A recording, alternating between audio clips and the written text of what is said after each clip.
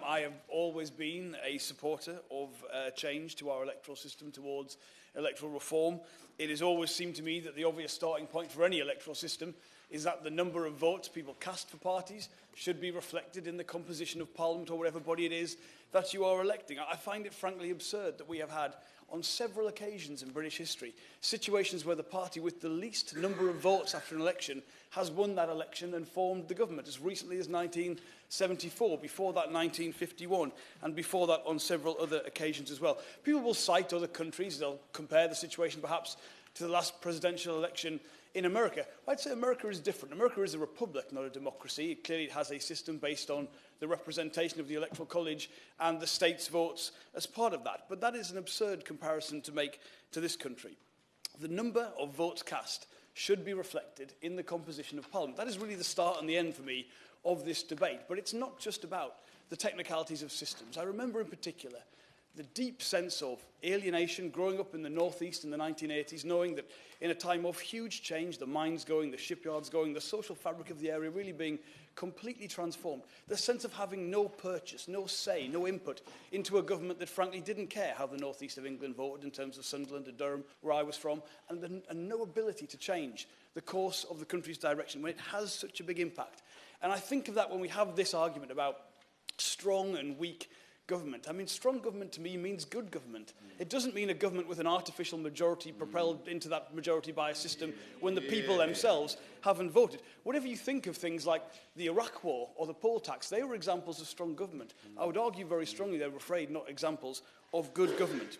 And even more than that, it is an interesting question, and there'll be different views in this chamber, of whether our political culture has shaped our electoral system or whether it's our electoral system which has shaped our political culture. But I do worry quite a lot about the direction of the political culture and the way we deal with political problems in this country. It seems to me we are going further and further down a route towards a deep, reductive tribalism that has kind of forgotten the purpose of politics, and that is to solve problems, that is to come together and solve problems. And instead of that, we're seeing, frankly, a degree of partisanship, which the system is clearly based on, but which is frankly getting, I would say, more and more absurd. We have seen, for instance, in relation to the forthcoming budget, a series of quite interesting proposals leaked from the Cabinet, all of which would have breached the fiscal responsibility charter of former Chancellor George Osborne that many of those Conservatives themselves would have voted for. It was obviously nonsense, but it was trapped into that two-party system which still is propelled by the electoral system. We have seen, frankly, people express strong views elected to this chamber. They're not even going to talk to people on the other side or be friendly with them. To me, that is a completely false direction for this country to go in. And at the heart of that is, I believe, an electoral system which doesn't ask people to vote positively for things. It asks people to vote against things. That's all that first past the post can do. And yes, there are problems with any system. And there are, frankly, a situation where there is no perfect system and we all would find problems with it. But there are clearly examples, and the rest of the world shows, to be honest, far better democratic systems than ours. I think the example of Scotland and Wales show better democratic systems than that we use for this country in terms of England and the UK. Here, I'll give way to the honourable member. To him for giving way, and he's making an excellent speech and many very valid points. But he mentioned Wales. Of course, there's an expert panel now following the last Government of Wales Act, which has empowered the National Assembly to devise its own electoral system. Will he join with me and call on all political parties involved in the National Assembly to use Wales as an incubator to bring forward genuine electoral reform as a part of the UK? I think in many cases the devolved nations have been able to lead the way on a whole range of policy issues because they have simply a more representative political culture. And I think for me the crucial thing, I'll give way to the member. For giving way. Would he agree that the Scottish Parliament's d'Hondt system, which has a first-past-the-post connection and also a proportional representation list, is one of the best examples of a tried-and-tested proportional representation system that keeps the constituency link, which this petition advocates? For example, at the last Scottish election, the SNP got 46.5% of the vote and 48.8% of the seats. I would absolutely agree with her, and I think when you look at the alternatives that are available to us, again, there'll be no system which will satisfy everybody, but a system which provides a constituency link, which is clearly such an important feature that I would support entirely, of our political system, but also provides for a representative election so that the whole range of political opinions cast in an election is reflected in the result and gives a majority, as the SNP had in the Scottish Parliament for some time, when the public have given their consent to that majority, but doesn't give a majority falsely based on this notion that there should be some sort of multiplier effect when the public are not willing to give one political party that majority. That has to be the best way forward. But the crucial point I wanted to get to with an additional member system such as is used in Germany and Scotland and in Wales is that it avoids the vast electoral deserts where people in a place, a part of the country, be it a county or a region, get absolutely no plurality of representation, despite them casting votes for a range of political parties. When you are a front bencher here in Westminster Hall, it's frequently the case that you are called to respond to a debate. And if, for instance, I remember when I was our Shadow Rail Minister responding to issues around travel in the southwest of England, and you'd have before you essentially 20 Conservative MPs, just yourself clearly responding to that debate. And people would get up and say, oh, there's only the front bencher here, this is, a Conservative debate. And you'd look at the result. Even in the southwest, you'd find that more people voted against the Conservative Party. Clearly, they were the biggest party.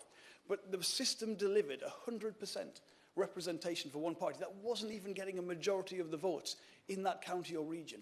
That cannot be right. It is right and excellent if you're viewing this as a partisan position where simply what matters is your side winning.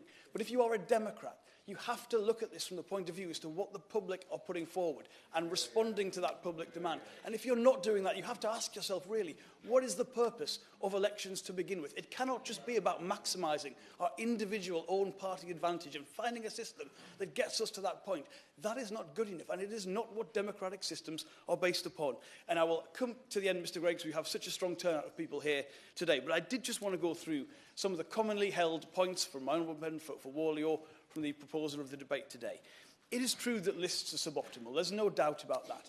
But what I do find quite hypocritical is that many of the people who cite lists as being an example of undue party advantage are themselves people who know full well that first past the post is open to manipulation. There has always been the case in every political party represented here of favoured sons and daughters being parachuted into constituencies, of selection processes being manipulated. It is simply not true to say that is a feature that is transferred to the system if you opt for any kind of system that has a list involved in it. And in terms of minority parties, frankly, we should be teaching better history in schools. As the honourable member spoke, I just thought, well, right now things are dependent on the DUP.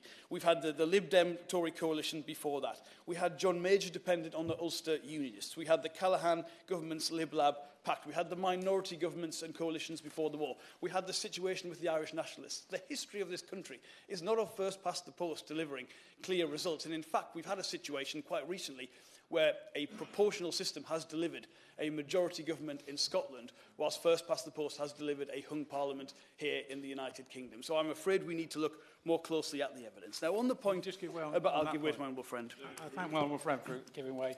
And of course, it is this party that has once stood on a manifesto of proportional representation in the 1920s. And we invested a lot of time and effort in the Plant report, which subsequently was taken up by Jenkins. And that was never followed through by the Labour Party, which I think is really very sad, because Jenkins did give us a way forward. Does he agree with that? I absolutely do agree. I think Labour should have seized the initiative on this. And many times in our history, many times we have come close and we've never followed that through. And that is what we must change now. Because if you look, I think as another member of this debate already said, fundamentally we have an electoral system designed for two-party politics. And that is not the case today in this country. We will not go back to it. We've seen a big increase in the vote share for the two big parties at the election. Really, that is in response to one another. I do not find, when I talk to people, that all of a sudden we've stopped having a situation where there is a plurality of political views in this country and everyone is happy simply voting Conservative or Labour. Now, on the point about the AV referendum, AV is not proportional representation. It is not.